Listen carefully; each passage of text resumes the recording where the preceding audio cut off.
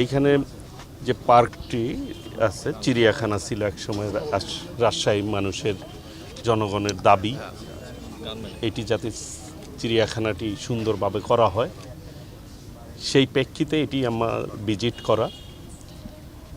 এটাকে কিভাবে সাফারি পার্কের আওতায় করা যায়, রাজশাহী জনগণের যে দাবি, সেই দাবি অনুযায়ী এটিকে সাজানোর জন্য আমি সশরীরে এসেছি এবং দেখলাম।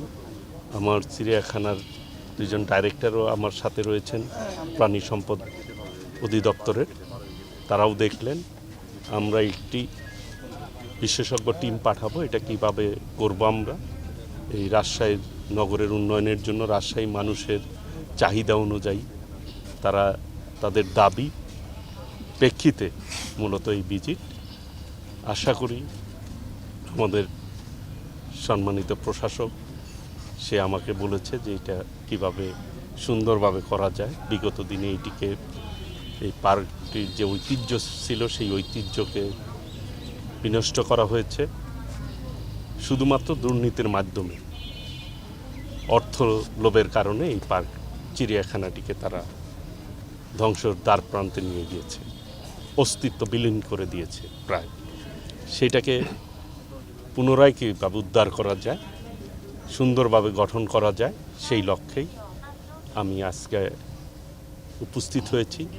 ইনশাল্লাহ জনগণের যে চাহিদা, যে চিন্তা, সেই অনুযায়ী আমরা এটাকে একটি সাফারি পার্কের আওতায় এনে আমরা কাজ করব ইনশাল্লাহ। সম্মানিত প্রশাসক সিটি কর্পোরেশনের আমাকে অবহিত করেছে যে এখানে কিভাবে মিট প্রসেসিং সেন্টার সেটা কিভাবে করা যায়, সেই অনুযায়ী জায়গাও নির্ধারণ করেছে।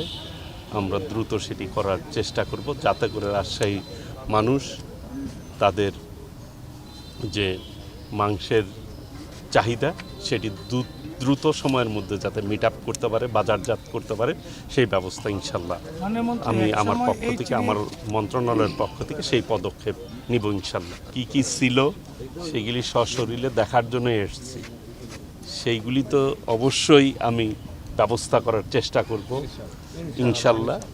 সেই উদ্দেশ্যেই কিন্তু আসা, যে এখানে একসময় চিড়িয়াখানা ছিল, সেটি তারা বিলীন করে ফেলেছে, প্রায় ধ্বংস করে ফেলেছে। সেইটাকে কিভাবে রিপেয়ার করা যায়, সেই প্রাণীগুলি কোথায় তারা স্থানান্তর করেছে, কি করেছে, সেটি ইনভেস্টিগেশন করব, সেই অনুযায়ী পদক্ষেপ নেব ইনশাল্লাহ।